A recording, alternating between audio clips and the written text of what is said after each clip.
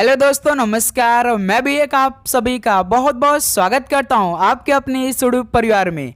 तो आप सब कैसे हैं? उम्मीद करता हूं आप सब अच्छे होंगे, स्वस्थ होंगे और आप सभी की रेलवे ग्रुप डी एग्ज़ाम 2025 की तैयारी बहुत ही शानदार तरीके से चल रही होगी।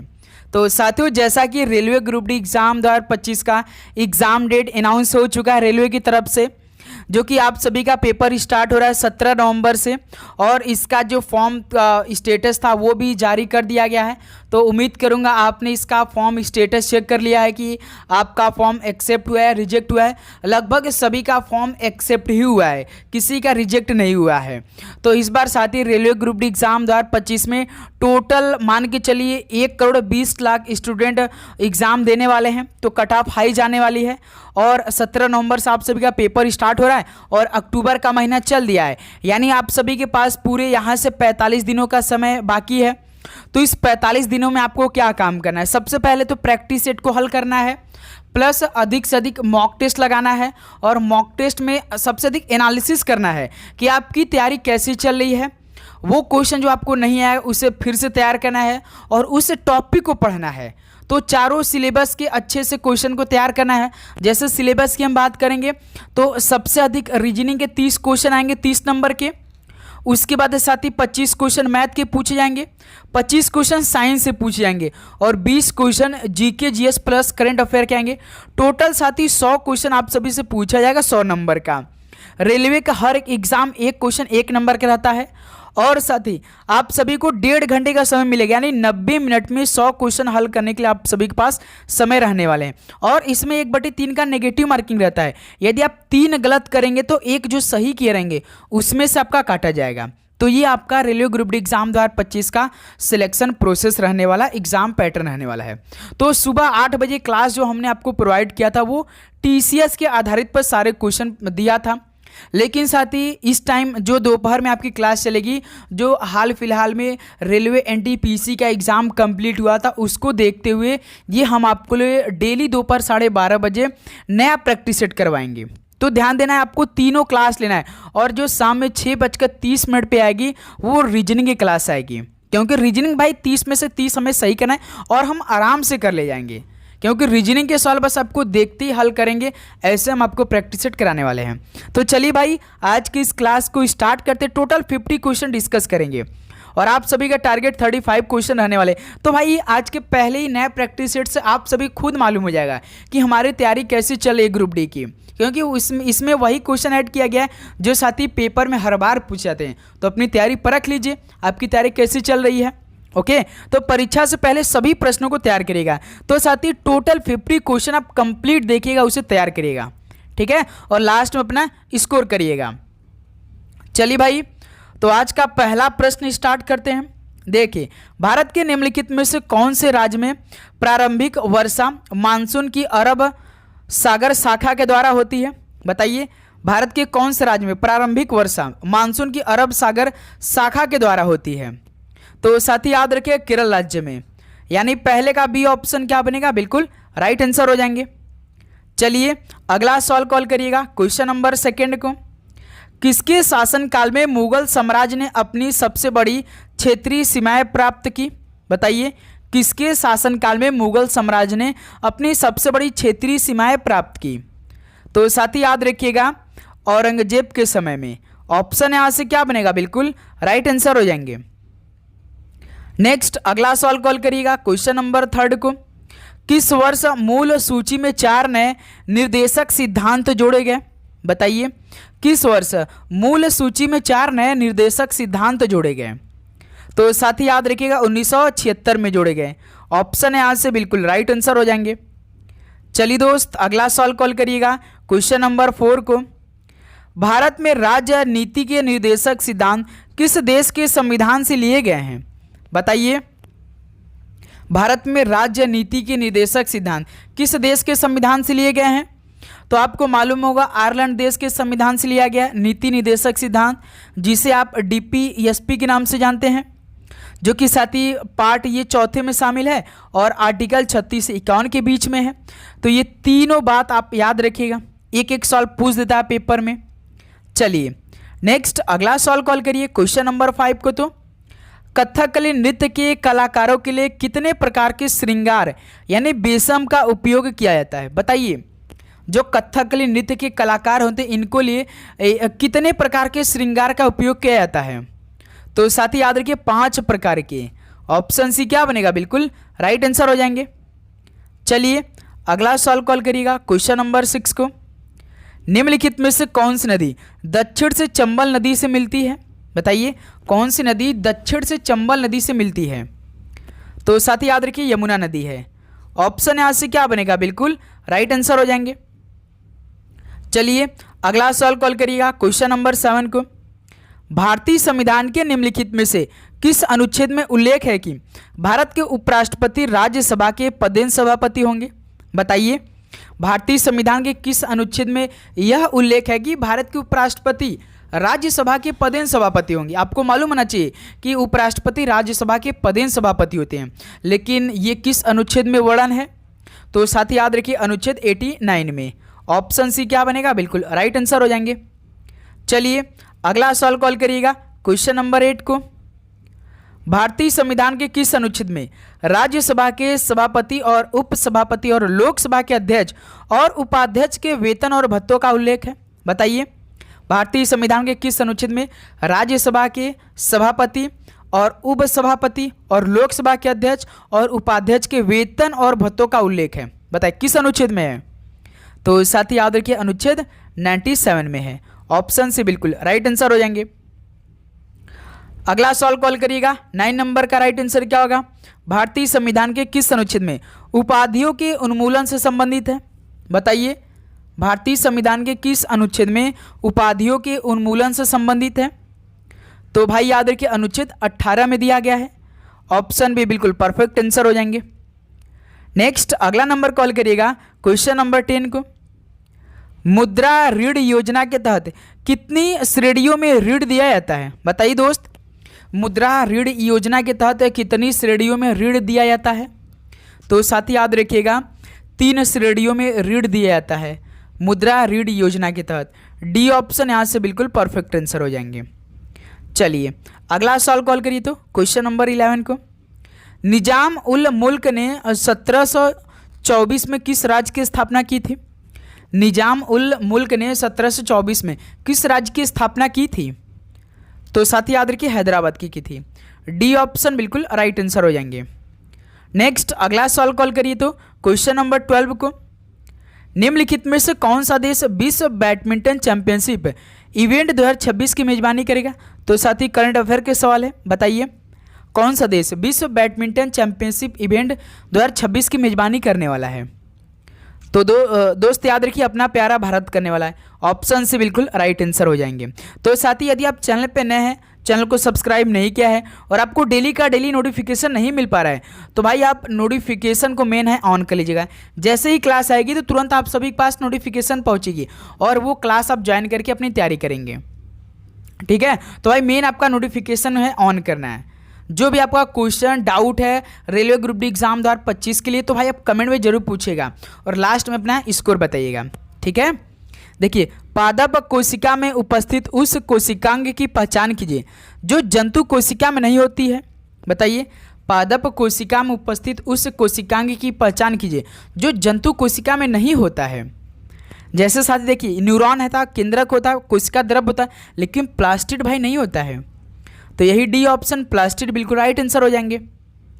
नेक्स्ट अगला सवाल कॉल करिए तो क्वेश्चन नंबर 14 का राइट आंसर क्या होगा? बताइए 2026 के शीतकालीन ओलंपिक ये कहाँ पर आयोजित किए जाएंगे? बताइए 2026 के शीतकालीन ओलंपिक खेल ये कहाँ पर आयोजित किए जाएंगे 2026 में? तो साथ ही याद रखिए इटली में किया जाएंगे। ऑप्शन यहाँ से क्या बनेगा? बिल्कुल परफेक्ट आंसर हो जाएंगे। नेक्स्ट अगला सवाल कॉल करिएगा क्वेश्चन नंबर 15। निम्नलिखित में से किस संगीतकार ने अनुपराग विलास नामक पुस्तक लिखी है? तो साथ ही आपने तो जो रेलवे ग्रुप डी का फॉर्म स्टेटस था चेक करने का लिंक जारी किया गया, तो वो आपने चेक कर लिया होगा। भाई मेरे पे तो ईमेल आ गया, तो जिसके पास उसको नहीं मालूम हो पा रहा कि मेरा फॉर्म एक्सेप्ट हुआ रिजेक्ट हुआ, तो वो जीमेल अच्छे से कर ले भाई, अपडेट कर ले, उसे रिफ्रेश कर ले, उस पर भी मैसेज आ रहा है। मेरा तो उसी मैसेज आया भाई कि आपका फॉर्म एक्सेप्ट हो चुका है। ठीक है, तो बता दीजिएगा साथी, आपने क्या चेक कर लिया है? तो कन्फर्म एक बार जरूर करिएगा, यस या नो में जवाब बस दे दीजिएगा आप लोग। बताइए किस संगीतकार ने अनूप राग विलास नामक पुस्तक लिखी है? तो पंडित कुमार गंधर्व ने लिखा है। बी ऑप्शन बिल्कुल राइट आंसर हो जाएंगे। चलिए अगला सवाल कॉल करिएगा 60 नंबर को। भारत की जनगणना 2011 के अनुसार देश की जनसंख्या में अन्य धर्मों और मतों का कितना प्रतिशत हिस्सा है? भारत की जनगणना 2011 के अनुसार देश की जनसंख्या में अन्य धर्मों और मतों का कितना प्रतिशत हिस्सा है? तो दोस्त याद रखिए 0.7% केवल है। ऑप्शन यहाँ से बिल्कुल राइट आंसर हो जाएंगे। चलिए अगला सवाल कॉल करिएगा 70 नंबर को। ब्रिटिश भारत के निम्नलिखित गवर्नर जनरलों में से कौन स्वतंत्र प्रेस के पक्ष में था और उसने 1823 के प्रेस बी नियमों को निरस्त भी कर दिया था? बताइए ब्रिटिश भारत के किस गवर्नर जनरल थे जो स्वतंत्र प्रेस के पक्ष में थे और उसने 1823 के प्रेस बी नियमों को निरस्त भी कर दिया था? तो साथ याद है कि लॉर्ड मेटकॉफ थे। बी ऑप्शन बिल्कुल राइट आंसर हो जाएंगे। चलिए अगला सवाल कॉल करिए। क्वेश्चन नंबर 18 का राइट आंसर क्या होगा? गोगा नवमी जो नाग देवता गोगा जी को समर्पित है, मुख्य रूप से ये किस भारतीय राज्य में मनाई जाती है? बताइए गोगा नवमी जो नाग देवता गोगा जी को समर्पित है, मुख्य रूप से किस भारतीय राज्य में मनाई जाती है? तो दोस्त याद रखिएगा ये राजस्थान में मनाई जाती है। डी ऑप्शन बिल्कुल राइट आंसर हो जाएंगे। नेक्स्ट अगला सवाल कॉल करिएगा क्वेश्चन नंबर 19 को। निम्नलिखित में से कौन सा शहर पांड्य साम्राज्य का बंदरगाह था? बताइए कौन सा शहर पांड्य साम्राज्य का बंदरगाह था? तो सर जी कोराकाई था। कौन था भाई? कोरकाई था। बी ऑप्शन कोरकाई बिल्कुल राइट आंसर हो जाएंगे। चलिए अगला सवाल कॉल करिए क्वेश्चन नंबर 20 को हल करिए। बहमनी साम्राज्य के अधीन प्रांतों को किसके द्वारा प्रशासित किया गया जाता था?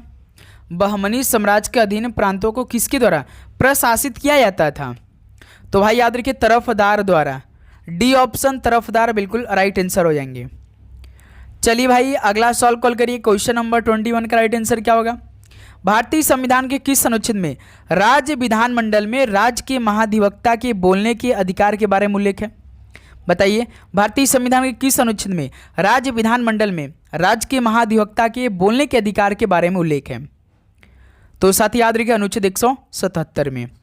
बी ऑप्शन बिल्कुल राइट आंसर हो जाएंगे। नेक्स्ट अगला सवाल कॉल करिए तो क्वेश्चन नंबर 22 को। दिसंबर 1886 में कलकत्ता में आयोजित भारतीय राष्ट्रीय कांग्रेस के दूसरे अधिवेशन का अध्यक्ष निम्नलिखित में से कौन बना? बताइए भारतीय राष्ट्रीय कांग्रेस के दूसरे अधिवेशन के अध्यक्ष कौन थे दिसंबर जो 1886 में कलकत्ता में आयोजित हुआ था? तो साथ ही याद है दादा भाई नौरोजी थे। ऑप्शन से बिल्कुल राइट आंसर हो जाएंगे। अगला सवाल कॉल करिएगा 23 नंबर का राइट आंसर क्या होगा? निम्नलिखित में से कौन सा विकल्प विधानसभा की सदस्यता के लिए योग्यता नहीं है? बताइए विधानसभा की सदस्यता के लिए योग्यता नहीं है। पहले योग्यता हम देखेंगे। जैसे साथी हम बात करेंगे तो देखिए किसी लाभ के पद पर न होना बिल्कुल। 25 वर्ष की आयु प्राप्त कर लियो बिल्कुल ठीक है। भारत का नागरिक हो बिल्कुल, लेकिन राजनीति का ज्ञान हो। भाई चाहे राजनीतिक ज्ञान हो चाहे न हो बिल्कुल उनको फर्क नहीं पड़ता। तो ये साथी विधानसभा की सदस्यता के लिए योग्यता नहीं है। ऑप्शन बिल्कुल परफेक्ट आंसर हो जाएंगे। चलिए अगला सवाल कॉल करिएगा क्वेश्चन नंबर 24 क्या बनेगा परफेक्ट आंसर? गंगा घाटी में द्वितीय नगरीकरण का आरंभ कब हुआ था? किस शताब्दी ईसा पूर्व में हुआ था? गंगा घाटी में द्वितीय नगरीकरण का आरंभ कब हुआ था? याद रखिए 6ठी शताब्दी ईसा पूर्व में हुआ था। ऑप्शन सी बिल्कुल राइट आंसर हो जाएंगे। अगला सवाल कॉल करिएगा 25 नंबर का राइट आंसर क्या होगा? सियाराम तिवारी निम्नलिखित में से किस संगीत घराने से संबंधित हैं? बताइए सियाराम तिवारी किस संगीत घराने से संबंधित हैं? तो ये दरभंगा से संबंधित है। बी ऑप्शन बिल्कुल राइट आंसर हो जाएंगे। अगला सवाल कॉल करिए तो क्वेश्चन नंबर 26 का राइट आंसर क्या होगा? निम्नलिखित में से किसने गुलामगिरी लिखी थी? किसने गुलामगिरी लिखी थी? ये तो ज्योतिबा फूले के द्वारा लिखा गया है गुलामगिरी। ऑप्शन सी बिल्कुल राइट आंसर हो जाएंगे।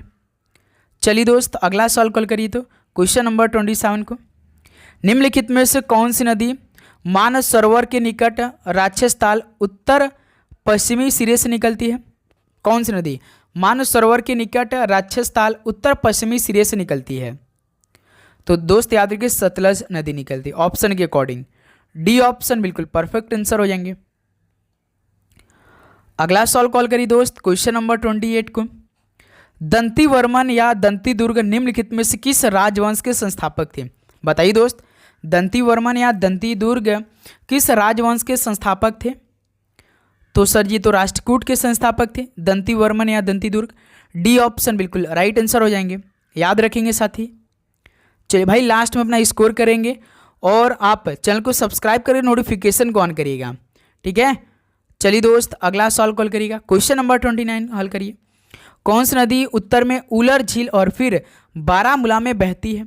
कौन सी नदी उत्तर में उलर झील और फिर बारामूला में बहती है? बताइए साथी कौन सी नदी है?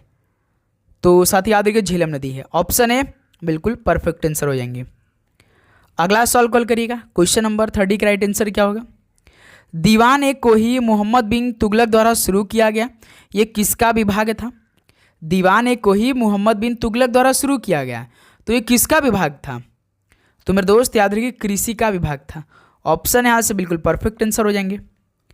अगला सवाल कॉल करिए तो क्वेश्चन नंबर 31 को। 1993 में अ सूटेबल बॉय पुस्तक किसके द्वारा लिखी गई थी? तो 1993 में सूटेबल बॉय पुस्तक लिखी गई थी, लेकिन किसके द्वारा? तो दोस्त याद रखिए विक्रम सेठ द्वारा लिखा गया था। डी ऑप्शन बिल्कुल परफेक्ट आंसर हो जाएंगे। अगला सवाल कॉल करिएगा, क्वेश्चन नंबर 32 को। आधुनिक ओलंपिक में पहली बार महिलाओं ने किस भाग में लिया था? बताइए साथी, आधुनिक ओलंपिक में पहली बार महिलाओं ने किस वर्ष भाग लिया था? तो दोस्त याद रखिए 1900 में लिया था। डी ऑप्शन बिल्कुल परफेक्ट आंसर हो जाएंगे। चलिए अगला सवाल कॉल करिए तो क्वेश्चन नंबर 33 को। निम्नलिखित में से कौन सी भारतीय संविधान की मूलभूत विशेषता नहीं है? भारतीय संविधान की मूलभूत विशेषता कौन नहीं है? बताइए। तो मेरे दोस्त याद रखिए सबसे लंबा लिखित संविधान ये तो भारत का है, कठोरता और लचीलेपन का मिश्रण है, बिल्कुल ठीक है। संसदीय प्रणाली है, एक स्रोत से लिया गया, तो भाई ये भारतीय संविधान की मूलभूत विशेषता नहीं है, एक स्रोत से लिया गया। डी ऑप्शन राइट आंसर हो जाएंगे। चलिए अगला सवाल कॉल करिए, क्वेश्चन नंबर 34। जनगणना 2011 के अनुसार निम्नलिखित में से कौन सी भाषा भारत में सबसे कम जनसंख्या द्वारा बोली जाती है? जनगणना 2011 के अनुसार कौन सी भाषा जो कि भारत में सबसे कम जनसंख्या द्वारा बोली जाती है? तो मेरे दोस्त याद रखिए संस्कृत सबसे कम बोली जाती है। डी ऑप्शन बिल्कुल राइट आंसर हो जाएंगे। 35 नंबर कॉल करिए तो। पंडित जवाहरलाल नेहरू द्वारा उद्देश्य संकल्प प्रस्ताव यानी द ऑब्जेक्टिव रिजोल्यूशन कब पेश किया गया था? बताइए, पंडित जवाहरलाल नेहरू द्वारा उद्देश्य संकल्प प्रस्ताव कब पेश किया गया था? तो मेरे दोस्त याद रखिए 13 दिसंबर 1946 को पेश किया गया था द ऑब्जेक्टिव रिजोल्यूशन। ऑप्शन यहाँ से बिल्कुल परफेक्ट आंसर हो जाएंगे। चलिए अगला सवाल कॉल करिएगा, क्वेश्चन नंबर 36 कॉल करिए। अनुभवी कथक नृत्यांगना अदिति मंगलदास को कौन सा पुरस्कार प्राप्त है? वो भी किस वर्ष में? 2022 में। भाई 2022 देखिए, बताइए अनुभवी कथक नृत्यांगना अदिति मंगलदास को कौन सा पुरस्कार प्राप्त है? तो महरी पुरस्कार 2022 प्राप्त हुआ है। बी ऑप्शन बिल्कुल राइट आंसर हो जाएंगे। नेक्स्ट अगला सवाल कॉल करिए, क्वेश्चन नंबर 37 क्या बनेगा राइट आंसर? विदेशी निवेश बोर्ड की स्थापना किस वर्ष हुई थी? बताइए, विदेशी निवेश बोर्ड की स्थापना किस वर्ष हुई थी? तो भाई याद रखिए 1968 में हुई थी। ऑप्शन से बिल्कुल राइट आंसर हो जाएंगे। ओके, चलिए अगला सवाल कॉल करिए, क्वेश्चन नंबर 38 का राइट आंसर क्या होगा? बताइए, भारतीय संविधान के किस अनुच्छेद में उल्लेख है कि राज्य कृषि और पशुपालन को आधुनिक और वैज्ञानिक आधार पर संगठित करने का प्रयास करेगा? भारतीय संविधान के किस अनुच्छेद में यह उल्लेख है कि राज्य कृषि और पशुपालन को आधुनिक और वैज्ञानिक आधार पर संगठित करने का प्रयास करेगा? तो मेरे दोस्त याद है ये महत्वपूर्ण सवाल है, क्योंकि जब भी अनुच्छेद पूछता तो कृषि से ही संबंधित पूछ देता है। तो ये अनुच्छेद 48 में दिया गया। डी ऑप्शन बिल्कुल राइट आंसर हो जाएंगे। चलिए अगला सवाल कॉल करिएगा, क्वेश्चन नंबर 39 को। लॉर्ड डलहौजी ने ब्रिटिश भारत में रेलवे लाइन किस वर्ष शुरू की थी? बताइए, लॉर्ड डलहौजी ने ब्रिटिश भारत में रेलवे लाइन किस वर्ष शुरू की थी? तो मेरे दोस्त याद रखिए 1853 में की थी। डी ऑप्शन बिल्कुल राइट आंसर हो जाएंगे। चलिए मेरे दोस्त अगला सवाल कॉल करिए, क्वेश्चन नंबर 40 को। सुप्रसिद्ध कौन सी नृत्यांगना सितारा देवी को रविन्द्रनाथ टैगोर द्वारा कथक की रानी के रूप से सम्मानित किया गया था? बताइए साथी। सुप्रसिद्ध किस नृत्यांगना से संबंधित थी सितारा देवी जिनको रविन्द्रनाथ टैगोर द्वारा कथक की रानी के रूप में सम्मानित किया गया था? तो साथी याद रखिए कथक नृत्यांगना थी। डी ऑप्शन बिल्कुल परफेक्ट आंसर हो जाएंगे। चलिए दोस्त, अगला सवाल कॉल करिएगा। क्वेश्चन नंबर 41 का राइट आंसर क्या होगा? प्रधानमंत्री रोजगार सृजन कार्यक्रम यानी PMEGP कब शुरू किया गया था? बताइए, प्रधानमंत्री रोजगार सृजन कार्यक्रम कब शुरू किया गया था? तो दोस्त याद रखिए 2008 में शुरू किया गया था, यानी ऑप्शन इस सवाल का बिल्कुल राइट आंसर हो जाएंगे। चलिए अगला सवाल कॉल करिएगा। क्वेश्चन नंबर 42 को हल करिए। निम्नलिखित में से कौन सा शब्द गर्मियों के दौरान भारत के उत्तर और उत्तर पश्चिमी हिस्सों में चलने वाली सामान्य स्थानीय पवन के लिए एक शब्द है? भाई ये मोस्ट इंपॉर्टेंट सवाल है। बताइए कौन सा शब्द गर्मियों के दौरान भारत के उत्तर और उत्तर पश्चिमी हिस्सों में चलने वाली सामान्य स्थानीय पवन के लिए एक शब्द है? तो भाई जानते हैं कि लू होता है। भाई लू बहुत तेज चलता है गर्मियों में। ऑप्शन है बिल्कुल परफेक्ट आंसर हो जाएंगे। अगला सवाल कॉल करिए। Question number 43। ब्रिटिश भारत के निम्नलिखित में से किस अधिनियम के तहत ब्रिटिश सरकार ने भारत के प्रशासन का प्रत्यक्ष नियंत्रण अपने हाथों में ले लिया? बताइए, ब्रिटिश भारत के किस अधिनियम के तहत ब्रिटिश सरकार ने भारत के प्रशासन का प्रत्यक्ष नियंत्रण अपने हाथों में ले लिया? तो दोस्त याद रखिए भारत सरकार अधिनियम 1858 के तहत। डी ऑप्शन बिल्कुल राइट आंसर हो जाएंगे। चलिए अगला सवाल कॉल करिए। क्वेश्चन नंबर 44 को। निम्नलिखित में से किस अधिनियम ने ब्रिटिश भारतीय सरकार को बिना किसी मुकदमे के किसी को भी गिरफ्तार करने का अधिकार दिया? बताइए दोस्त, किस अधिनियम ने ब्रिटिश भारतीय सरकार को बिना किसी मुकदमे के किसी को भी गिरफ्तार करने का अधिकार दे दिया गया? तो रॉलेट एक्ट के तहत। ओके, ऑप्शन है बिल्कुल परफेक्ट आंसर। चलिए बताइए दोस्त, 1919 में रॉलेट एक्ट को महात्मा गांधी ने क्या कहा था? कमेंट करके बताइए, ये सवाल आपके लिए होमवर्क रहेगा। चलिए कमेंट करके बताइए। अगला सवाल कॉल करिए दोस्त। क्वेश्चन नंबर 45 को। निम्नलिखित में से कौन हिंदुस्तानी संगीत के किराना घराने के पथ प्रदर्शक और संस्थापक है?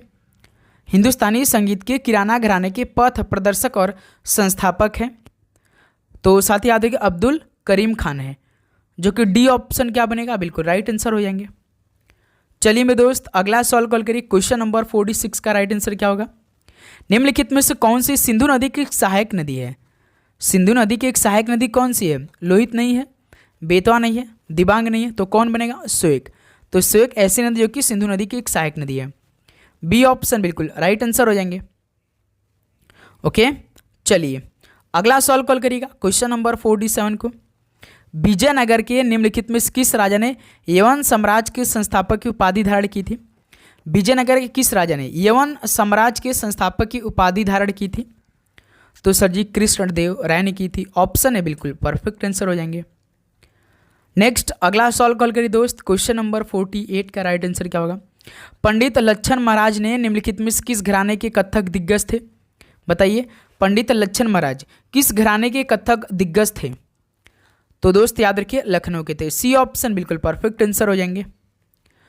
चलिए अगला सवाल कॉल करिएगा। क्वेश्चन नंबर 49 कॉल करिए। महात्मा गांधी राष्ट्रीय रोजगार गारंटी अधिनियम किस वर्ष पारित हुआ? बताइए, महात्मा गांधी राष्ट्रीय रोजगार गारंटी अधिनियम किस वर्ष पारित हुआ? तो दोस्त याद रखिए 2005 में पारित हुआ। सी ऑप्शन बिल्कुल राइट आंसर हो जाएंगे। चलिए दोस्त लास्ट क्वेश्चन आज के इस क्लास का आप हल करिए भाई। नैप प्रैक्टिस सेट का last question railway group D के लिए। ईसाइयों द्वारा ईसा मसीह के जन्म के रूप में कौन सा त्यौहार मनाया जाता है? बताइए, ईसाइयों द्वारा ईसा मसीह के जन्म के रूप में कौन सा त्यौहार मनाया जाता है? तो दोस्त याद रखिए क्रिसमस त्यौहार मनाया जाता है, यानी ऑप्शन है यहाँ से बिल्कुल राइट आंसर। 25 दिसंबर को हर साल मनाया जाता है। तो फाइनली साथी यह टोटल 50 क्वेश्चन कंप्लीट हो गया। तो आपको बताना साथी 1/3 नेगेटिव मार्किंग के हिसाब से अपना स्कोर, यानी 3 गलत हुआ होगा तो 1 आपका सही से जाएगा। तो इसी के साथ अपना स्कोर बताइए। तो उम्मीद करूँगा दोस्त सारे क्वेश्चन आपने तैयार किया होगा और बहुत ही शानदार तरीके से आप सभी को समझ में आया होगा। भाई आपको किसी भी प्रकार का डाउट हो तो कमेंट बॉक्स में जरूर पूछेगा। सारे क्वेश्चन आपको तैयार करना, बस आप यही है क्वेश्चन को तैयार करना जो साथी हम आपको डेली क्लास में प्रोवाइड करवाने वाले हैं। ठीक है, आप सभी से रिक्वेस्ट भाई जरूर नोटिफिकेशन को ऑन करें, अपने दोस्तों में शेयर भी कर दीजिएगा। ठीक है, तो इसी के साथ मिलते हैं शाम में 6:30 पे एक नए क्लास के साथ। सभी को जय हिंद जय भारत। पढ़ाई करते रहिए। All the best. धन्यवाद।